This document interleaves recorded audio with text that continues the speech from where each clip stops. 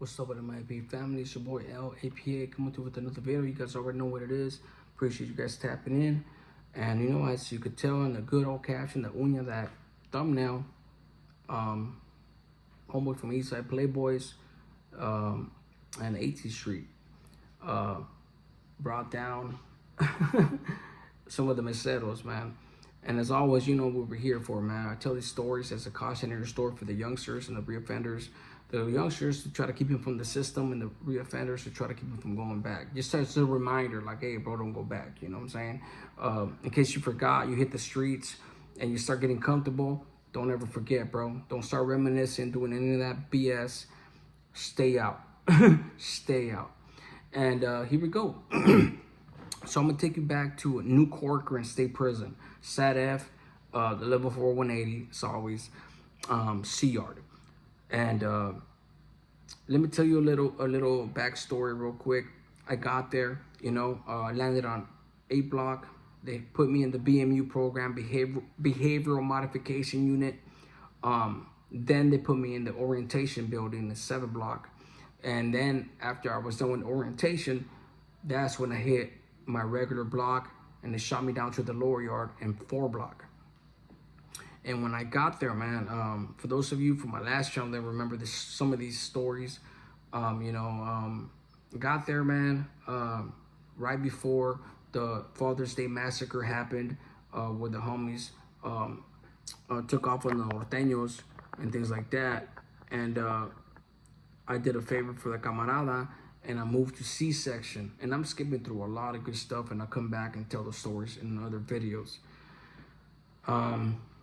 So yeah, man, moving forward with this, honestly, bro, like, that prison was a completely different animal.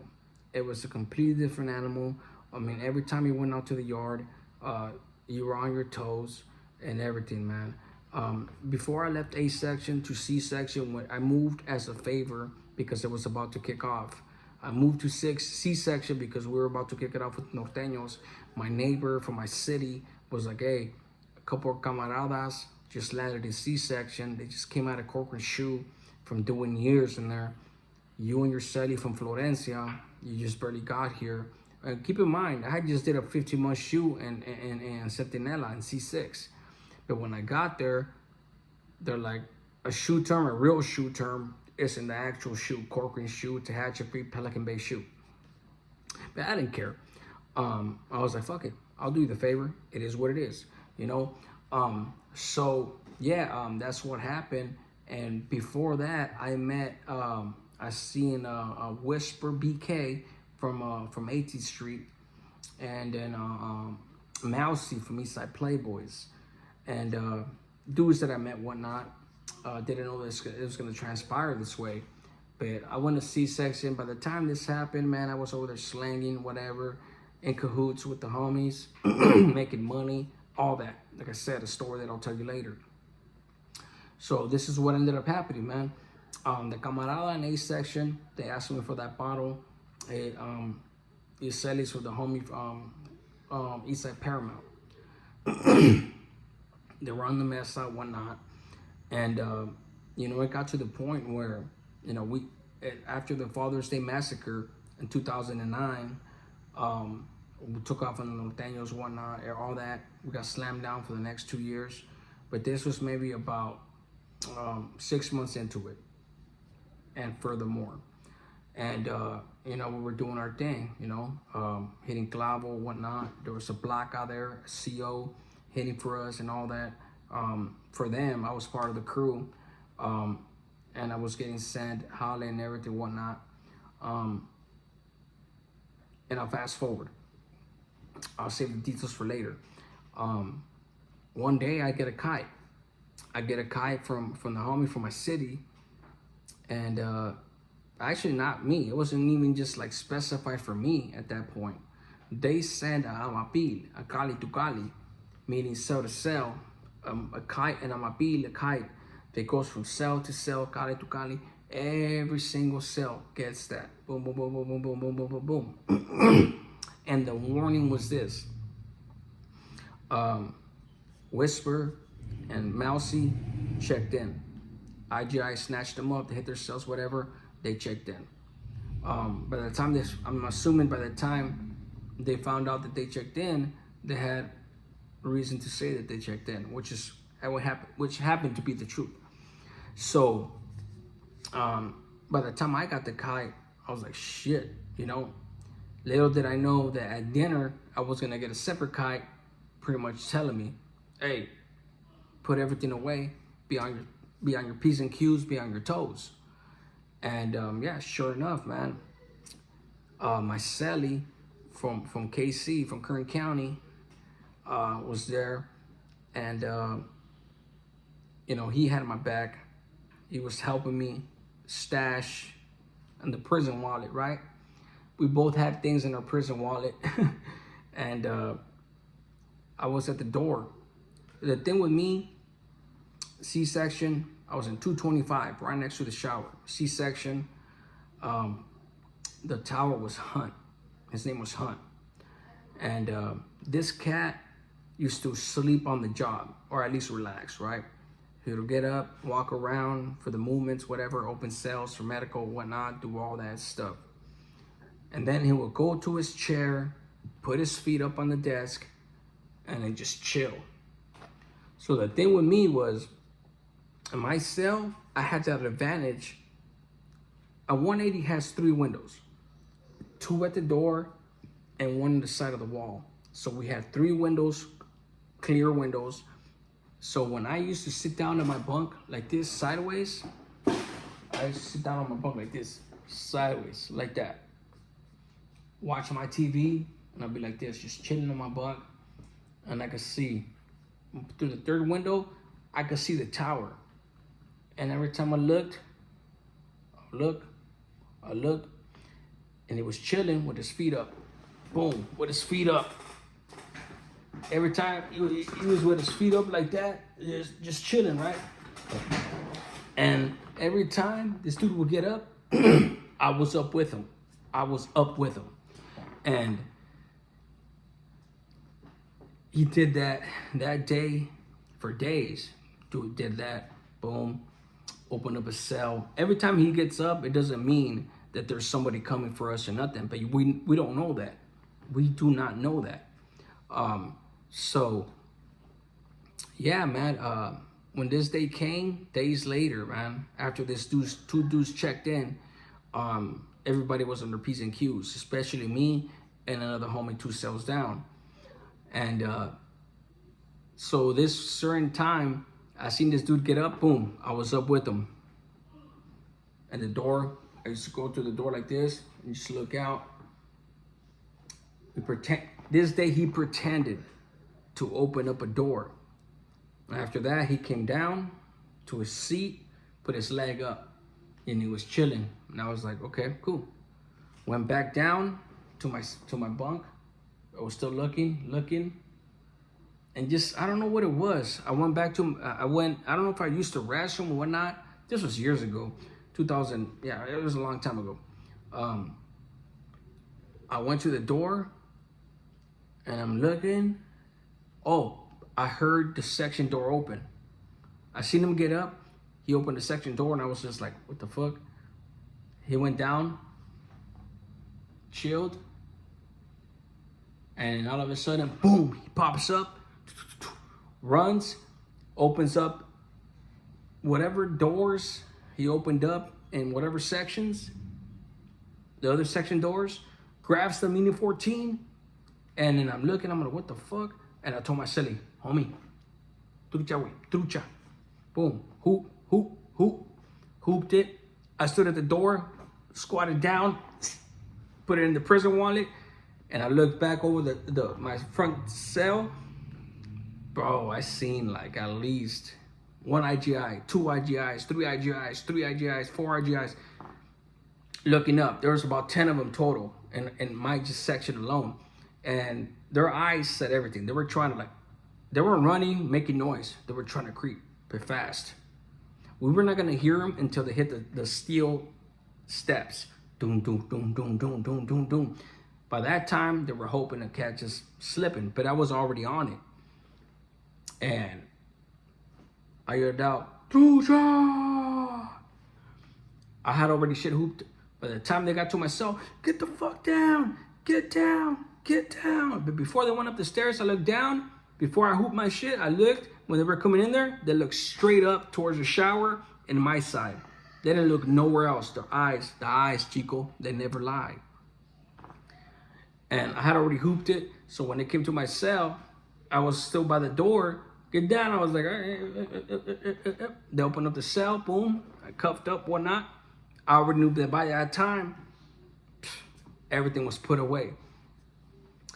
Put us right next to the shower, stripped us down, squat and cough, whatnot. You swear like I'm a chirujo or something, like whatever I have hooped, if I squat and cough, that shit's gonna fucking just fall out. So, yeah, man, and then they hit another cell, a couple of cells down. What ended up happening was, them cats that checked in, they told on the camarada, they told on somebody in B section, and they told on us in C section. For those of you that know, A section, during the down times, 2 o'clock, 3 o'clock, the train, we used to call it the train. They'll fish whatever clavo or whatnot from A to B, B to C. And these cats had a vantage points from A section, and they would see one of the first cells in B and one of the last cells in B fish to the Lord's part in C and up to C. But after the top tier in C, they didn't know where that clavo was going to. So for over a year and a half, they were sending clavo under, I had a nickname, a fake name for the Huilas, just in case. Everybody had it, but that was a contingency plan. Whoever had clavo or anything that was involved had an alias for the kites. These dudes weren't in the know of who the homies that were sending me the clavo, the homie from my city, they were not in the know of who that nickname was. All they knew was that eventually those nicknames get to B section and C section. So when they checked in and IGI questioned them and they were spitting their freaking guts and everything, and back then, you cannot make it to an SNY unless you told on people. This was around 2010 when this happened. You cannot go to the other side without snitching on people. Otherwise, you didn't have serious security concerns. So they literally spilled the guts, told on everybody, bro. And the reason they didn't know who I was or what cell I was in was because I had an alias, right?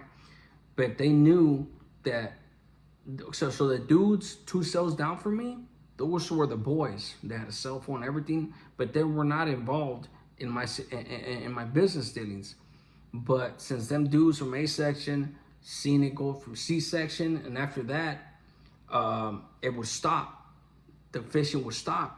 But little did they know that my boys that used to fish it to me, 2 cells over, that would just will whistle. So they didn't have to say, "Pesana tira, Luni," or whatever. So they assumed that it was one of the first or second cells. So what did IGI do? Any Hispanic cells this side of the shower, they hit my cell and their cell. They weren't even involved. They were trying to look for me type shit, but they didn't know me. And it's messed up because the reason these dudes locked it up was because they were messing with the Morenos, with the Africanos, the black brothers. And they owed them money for weed, out of all things, for weed. And, especially Corcoran being Corcoran, that was a no-no. That was a big no-no. We couldn't mess with these cats. And I said it in my last video, just because, just to prevent problems, let alone put aside the racial hatred or anything, racism or anything like that. It was just to prevent problems off the top. And they ended up, one of the blacks, like I said, ended up telling on these cats, like, hey, they knew who was in charge in the block, whatnot. They got at them, and then the camarada questioned them, the mesero questioned them, like, hey, what's up, bro? This was saying you owe the money, whatnot, for weed. You know, well, cool. You guys know what you got coming. That's where he messed up, you know. But then again, I give respect to him for actually telling him like, hey, you know what you got coming. Stay solid. You know, you fucked up. Because usually they will tell you shit. They'll tell you like, nah, you're all right, bro. It's all good. And then they'll fucking snake you. But for him being with the business and telling him straight up, you know what you got coming. Whisper from 18th Street and Mousy from Eastside Playboys. BK from 18th Street as well. Whisper from BK Whisper. That was his two names. Blood Killer, whatever the fuck BK stood for. Them dudes were trusted. Thank God homeboy didn't trust them with my name. He was that discreet at least. These dudes were holding cell phones, clavo, everything for their camarada upstairs from my city. And, you know, he thought he could trust them. And he thought they were with the business and everything, which they showed to be because, you know, they said yes to everything. Fierro's everything. But once he told him, like, you guys already know what you got coming, you know, it is what it is, man. He underestimated their fucking weeniness, being weenies. And yeah, they checked in and they fucking brought the whole thing down. They snatched up the homie upstairs in the Mesa. Snatched up a few dudes, hit a few dudes in B section. They hit everybody. And after they snatched up the homie, business went on as usual. You know, I had another camarada get at me, hey, business as usual, here you go, I'm taking over the plug, the CO hitting for us, and business kept on going, you know. And I tell this tale because this is around the time, man, where we're still at war. We're literally in the lockdown, and just to show that we could still get the function going, still keep doing moves and everything. And at New Corcoran is at least as well in our yard. And you know, like I said, youngsters, man, look, these dudes are green lighted or whatnot. You know, they betrayed whatever they betrayed and everything. And easily anybody that hit ourselves could have got hurt or whatnot. And that is what it is, man. Thank you guys for listening to the story. Appreciate you guys. I got more coming. Love you guys. Hit the like, hit the subscribe. It helps the channel. Love you guys, man. See you in the comments.